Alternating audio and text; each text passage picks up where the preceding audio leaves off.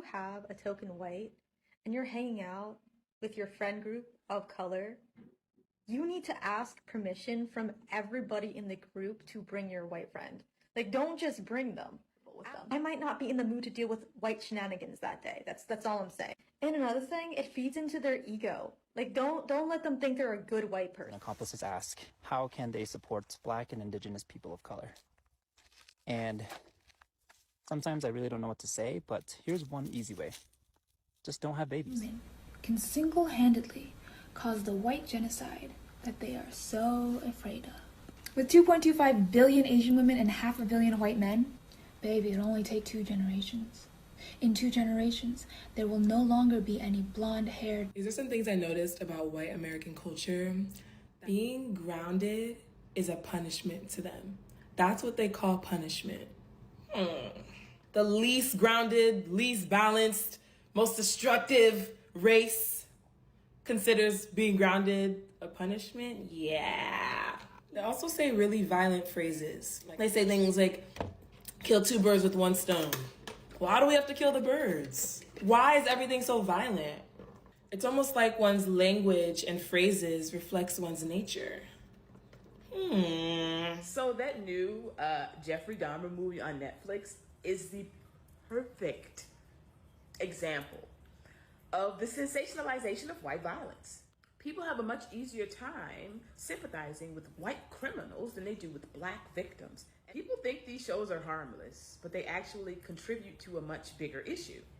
It contributes to the viewpoint that white people are less violent than everyone else, and white violence is something to be consumed in media, and that's it. What is with Caucasian people and like their inability to like read a fucking room? Like, y'all act like you don't understand shit because y'all be the first ones during a conversation about the Holocaust to get so mad when Black people be like, you do realize that the original Jewish people were Black, right? White people do not need to explain to anybody about us all bleeding red because, baby, you all are the people that need to learn that lesson. Clearly, history shows that you all are the people that like to pillage and eradicate, enslave and oppress, attempt to suppress greatness because you all simply don't have it. Right? Here go y'all cum goblins who don't even live in the fucking city. Which, by the way, the Q-tip people are the last ones to ever talk about somebody stealing anything.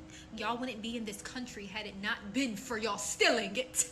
So y'all are more focused on people looting and trying to get necessities and things that they need. And yes, a TV is a fucking necessity thing.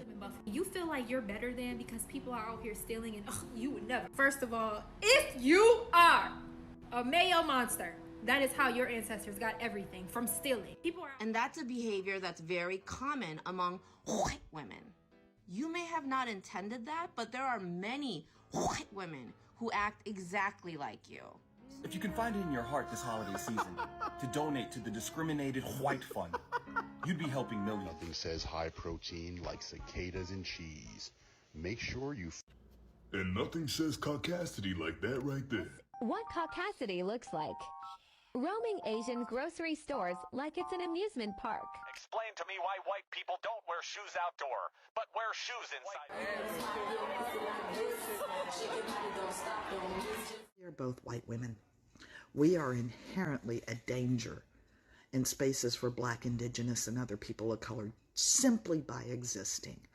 It's white cis men who are a part of the far right-winged ideology of fascism. That is a true threat and the terrorism to this country.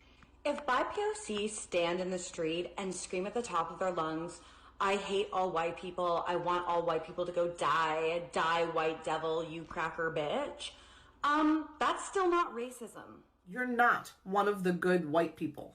Stop separating us from the bad white people. Don't sit out there in comments and say, we don't claim them. We are them. We are the ones shooting up schools. We are the ones raping people, the ones enslaving people. And I'll say it. I hate being white. Which means I'm one of the good ones. All white people are inherently racist. Yes. Can you be racist against white people?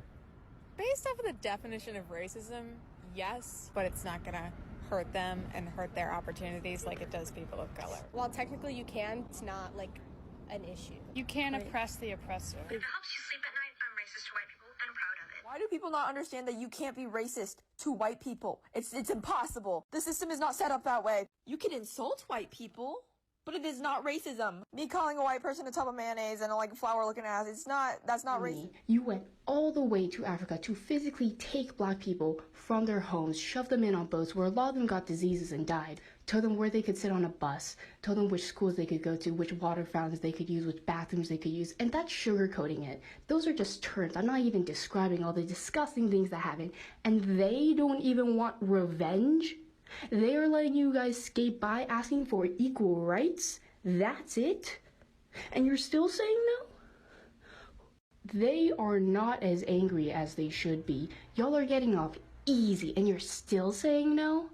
Fuck you. Some people look at that and chalk it up to the grumblings of the powerless. That's the idea that when you have a power disparity, the less powerful sort of has this general society given leeway to complain about the more powerful. The villagers complaining about their king doesn't have the same ring as the king making snide and crude comments about the villagers. But that's not what's going on here. Because although certain segments of our society refuse to believe this, even as evidence mount before our very eyes, in one side of the political aisle, people of color actually have greater power than white people. That is the truth that is not being acknowledged by the people that need to hear it, because this gets in the way of them wielding that power in the way they want, malignantly. I've heard from somewhere that politics is downstream of culture, and I think that is certainly correct. We have a mainstream culture that tells us it's okay to hold prejudice and hateful view of white people, and our politics is then infused with this energy, and we see active, overt, and on-the-books racial discrimination of white people that those who are perpetuating this hatred is refusing to see as discrimination. They'll say, no, this is remediation. These are the same people who are making tenuous arguments that some of our race-neutral laws discriminate against people of color. And this is certainly evidence that in one side of the political aisle, people of color have more power than white people. Because if we didn't have the power, we wouldn't be able to put into place practices and policies that does this. That's what power is. Things like Minneapolis local government agreeing to a contract with the teachers union that says white teachers must be fired first. New York City's government enacting a policy of having white seniors go to the back of the line on life-saving COVID treatment. A college professor that says white people should be killed and facing no repercussions. Cornell University banning white people from rock climbing lessons. One of many instances of liberal colleges doing the utmost to exclude and ostracize white students. BIPOC only events equal no whites, but they don't have the guts to say that, even though that is what that is. That's what makes us different than the mere grumblings of the common villager. The villagers have surrounded the palace, demanding Marie Antoinette's head. The power dynamics have shifted. That is a fact. Progressive media outlets do not cover these stories. Some people out there have no idea that this is going on. But worse, some others out there know but agree with what's going on. And for those people to convince themselves that this is not racial discrimination, they play mind tricks and word games. They use phrases and talking points like punching up. You can't be racist to white people. You can't oppress the oppressor, meaning I'm acting oppressively, but I've designated you as the oppressor, so everything goes. Or Ibram X. Kendi's infamous words, the only way to remedy past discrimination is current discrimination. Or when people say things like, what we're doing to white people is not racism because racism is prejudice plus power and we don't have the power. They use all this mind-bending apparatus to delude themselves into believing what they're doing faces no moral quandary. But in the back of their minds, perhaps in their subconscious minds, is racial revenge. We experienced it, you experienced it too. See how you like it.